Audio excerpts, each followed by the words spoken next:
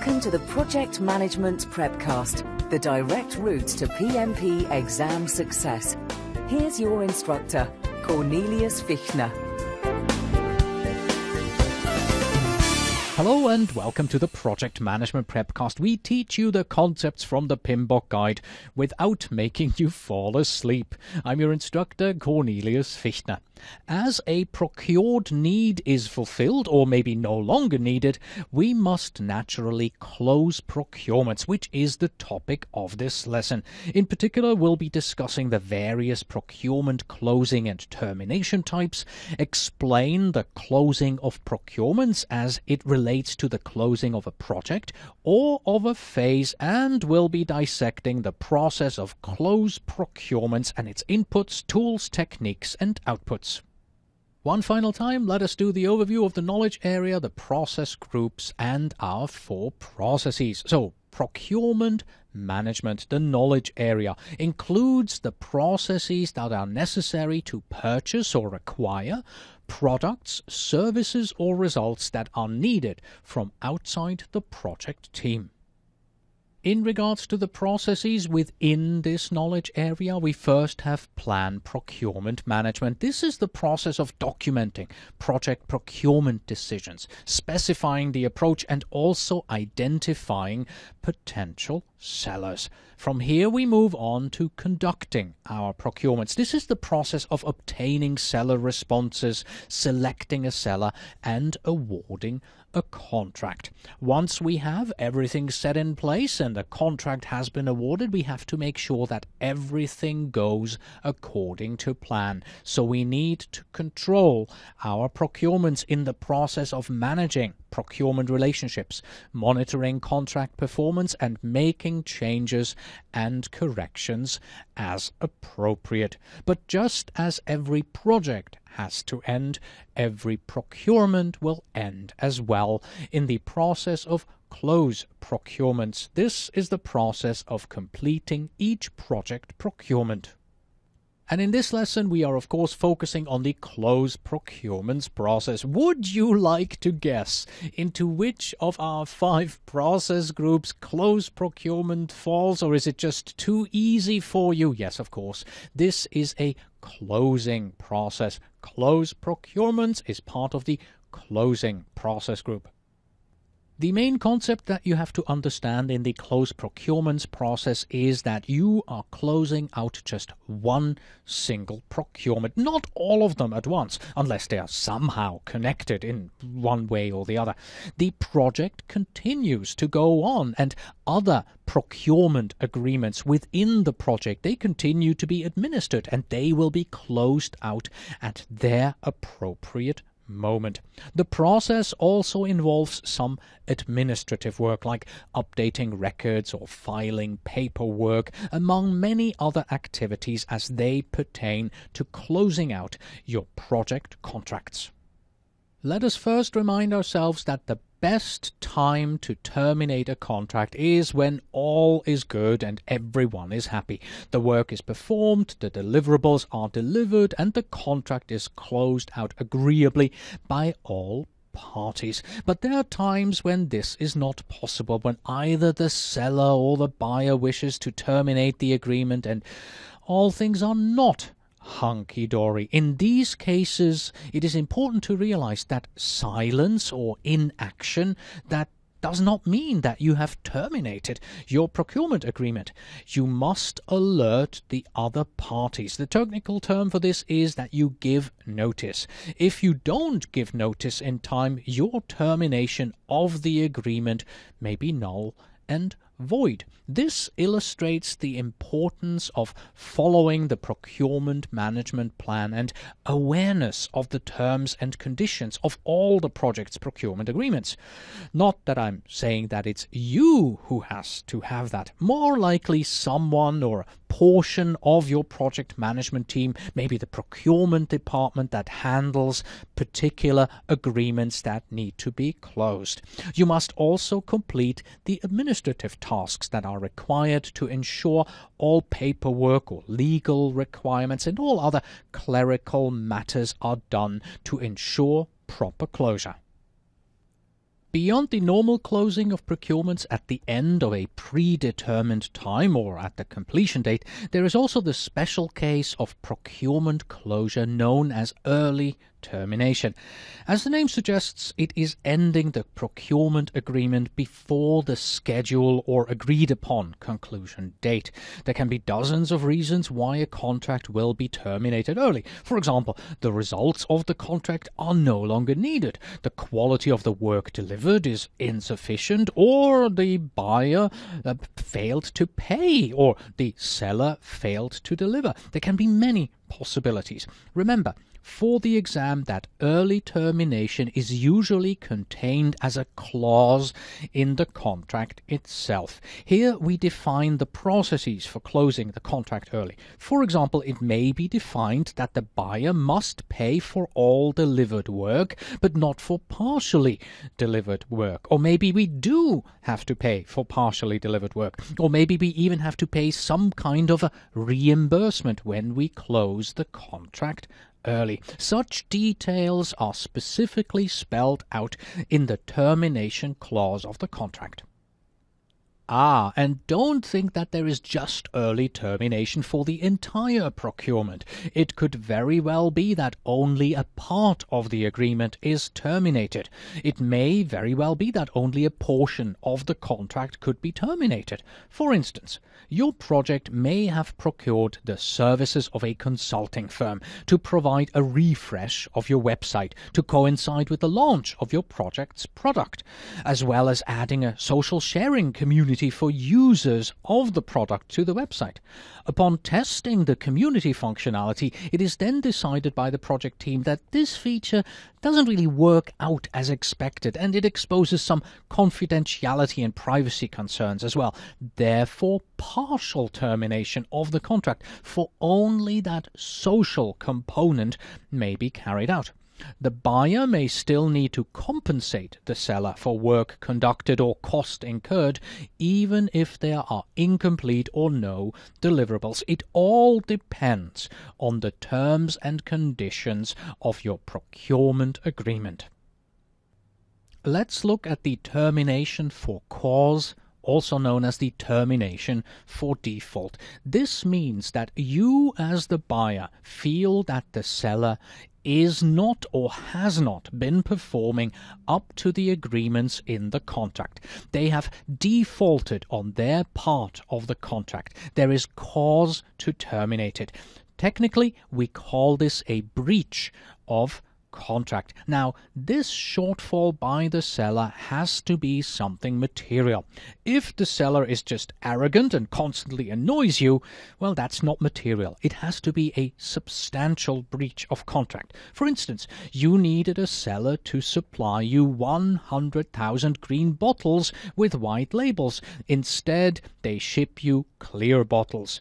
Maybe to make matters worse, after sending them back, they send you another ship 5 weeks later with green bottles but misprinted labels. Now you give notice and you terminate the contract for cause. Then we have termination for convenience. This is what you do as the buyer if you don't need the work or product from the contract anymore. You terminate the contract for convenience. For whose convenience? Well, for the convenience of yourself, the buyer, of course. For instance, your project is launching a new fashion line at a department store, but based on trends and a recent fashion show, the black dress line was bashed and color is all the rage. Now that contract with the factory in Bangladesh producing all in black needs termination. Just like with the termination for cause or default, a termination for the convenience must be something significant or important, like the fact that the project has been cancelled and no further work can be conducted or paid for. Terminating the contract just because you found a less expensive seller who resides closer to your company or you like him better is probably not good enough.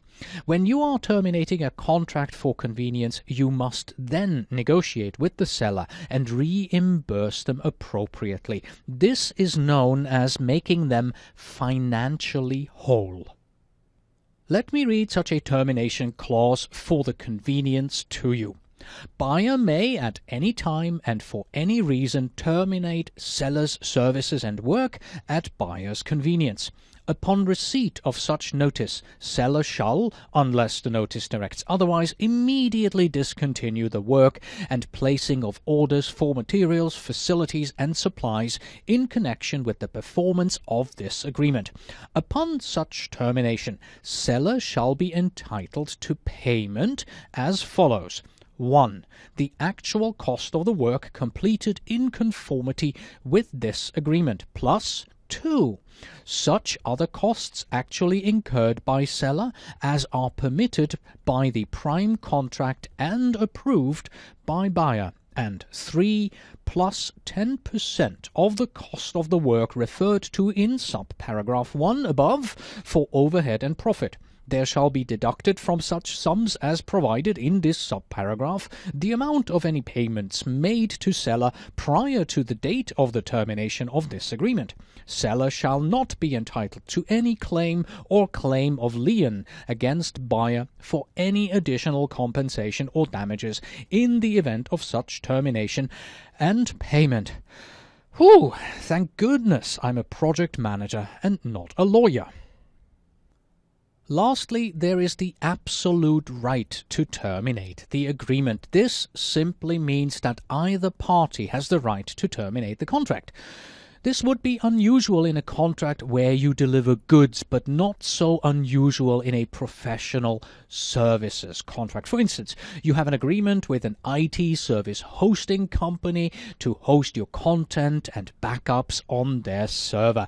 Now that the project is ready to move on to the next phase, which requires the servers to be hosted in the country where the project is to go live, that contract with the current supplier would simply be terminated. Such contracts may contain this absolute right of termination clause, coupled with the needs of, for instance, a 30-day notice. Now you can give notice to your management consultant at any time, as long as you give them a 30-day notice. The contract will then end at the end of the 30 days, and of course you will still have to pay for their services that are delivered up to that point in time. Now that we have looked at the major considerations you must think about as a project manager when closing the procurements, let's review our ITTOs here on figure 12-8 from the PMBOK guide. The inputs are those that we have used in most of the project procurement knowledge area processes and include the project management plan, specifically the procurement management plan, and the procurement documents. The tools and techniques are procurement audits, procurement negotiations, and the records management system. And the outputs are, as to be expected, closed procurements and updates to the organizational process assets. Let's go for the details.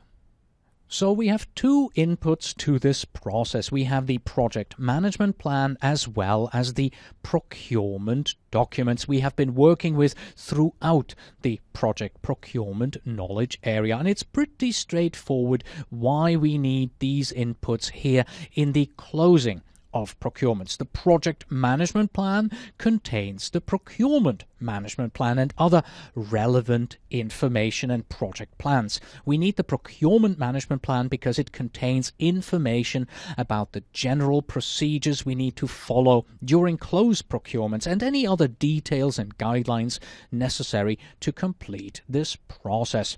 We also need the procurement documents, which contain all the agreement details. These may consist of the agreement itself, supporting schedules, change requests, technical documentation, and so on, that we can use to review the contract results. We have three tools and techniques in the closed procurements process. They are the procurement audits, which are basically a review and lessons learned of the procurement processes. We have procurement negotiations, which could be done in meetings, formally or informally, or in many other manners, and also the records management system, as we discussed that in the control procurements lesson. Many projects procure a fair amount of products, services or results because the procuring of these needs are conducted in many different manners and with various artifacts. Taking the time to evaluate how the procurement process itself went can have a tremendous benefit to the next procurement need, whether in its current project or future project, and this technique is called procurement audit. By audit, we mean examining and evaluating the end-to-end procuring for each need, and we'll be wondering, for example, what is the best contract to use for this need? Even if you have always used this contract type with this particular seller, it is still worth asking if that was in fact the best type of contract to use. Was the way we handled the procurements the best? What did we learn? Are there any successes? Are there any failures? Could we have handled the changes to the agreement in any other way? And were there any things that we must remember or should avoid next time, like how we prepared the request for bid, or did we have the correct project team members in the process? And we can also note things that we must remember to do next time. These are just a few examples of questions to ask and things to think about, but they are worth both asking and documenting. In procurement relationships, there is often the need to bring resolution to outstanding issues, claims and disputes, which usually requires differing degrees and techniques of negotiation. And these here are some of the techniques to use. First of all, negotiation. This is the preferred method to reach a mutually agreement settlement among the two or more parties if you have a problem to discuss. Then we have arbitration. Not as formal as a trial in court, and yet most often arbitration findings are recognized as binding.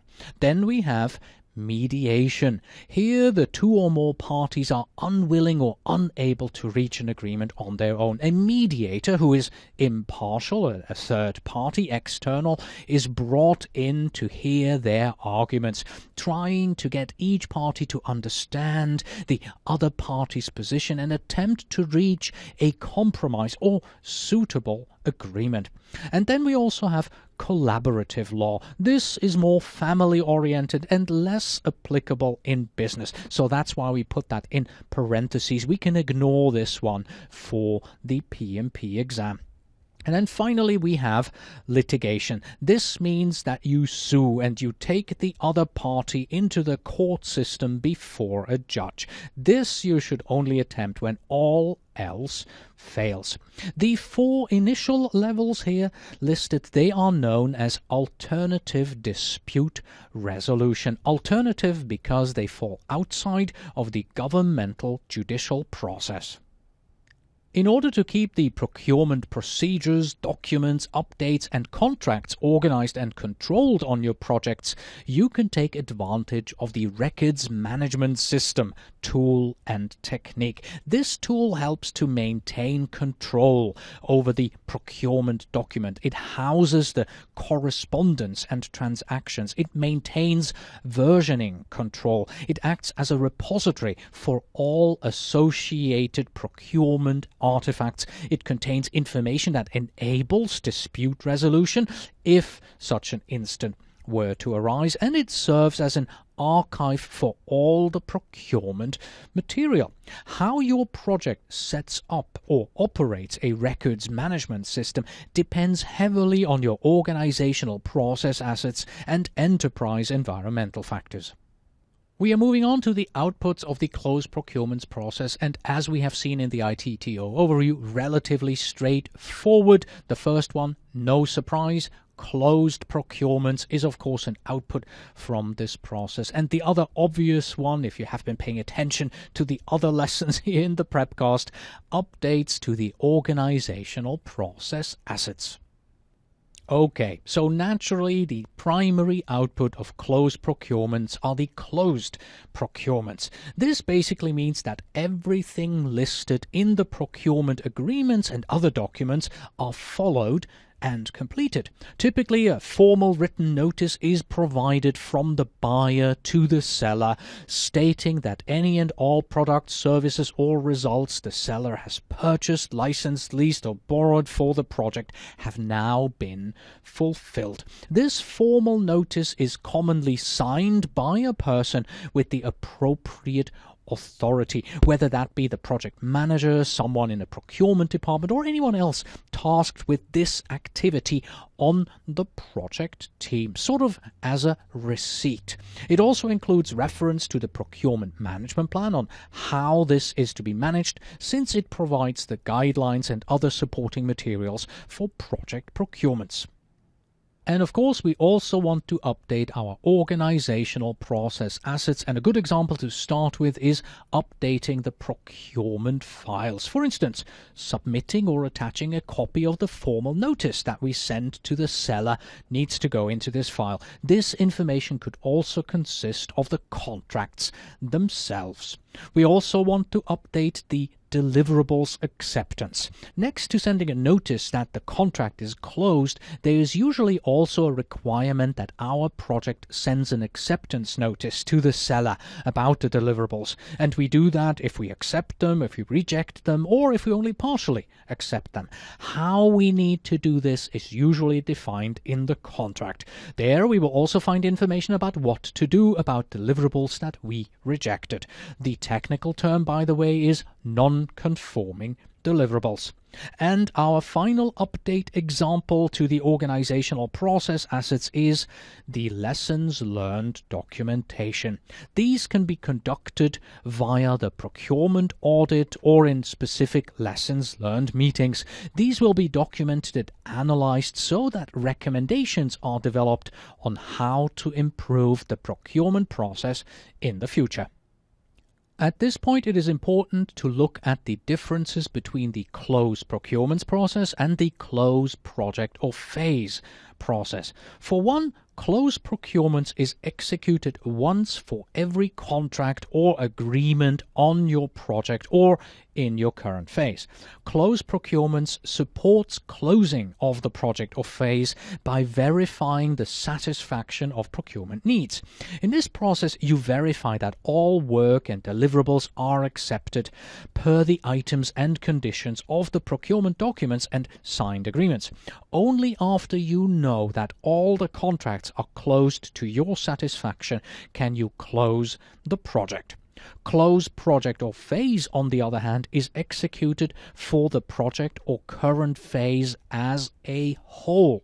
A project or phase cannot be considered done without performing the close project or phase process. Once we go through that process, we can say we are done with phase 1.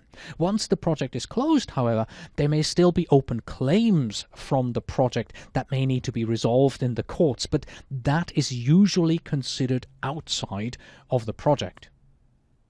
So let's take a look which one comes first, the chicken or the egg. What do you think? Does the chicken come first, close projects or phase, or does the egg, close procurements, comes first in the order of things? What do you think you are going to have to close first, and what do you have to close second?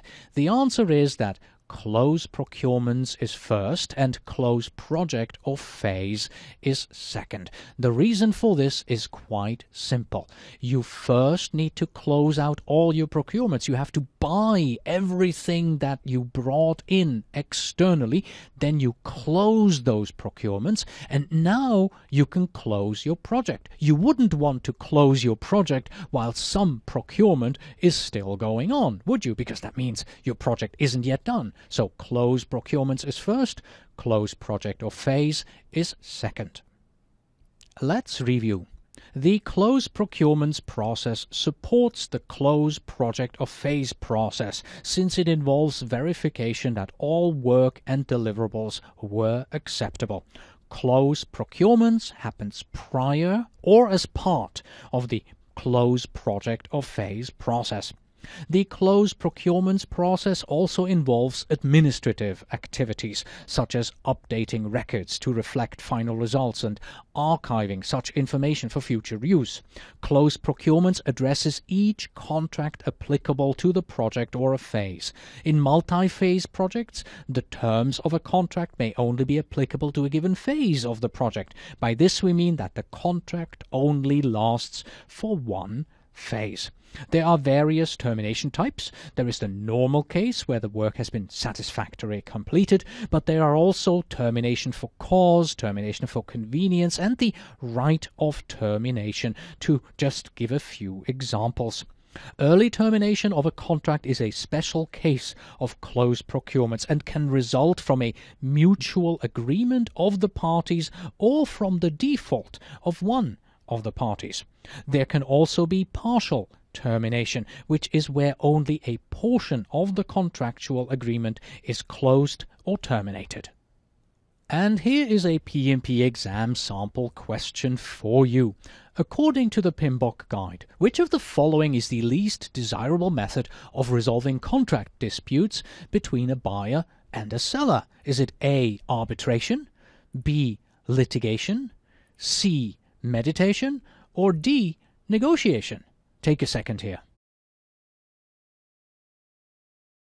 The correct answer is, of course, B, litigation. In all procurement relationships between a buyer and a seller, the final equitable settlement of all outstanding issues, claims, and disputes by negotiation is the primary goal. Whenever settlements cannot be achieved through direct negotiation, some form of alternative dispute resolution, which includes mediation or arbitration, should be attempted. When all else fails, courtroom litigation may be explored, but is always considered to be the least desirable option.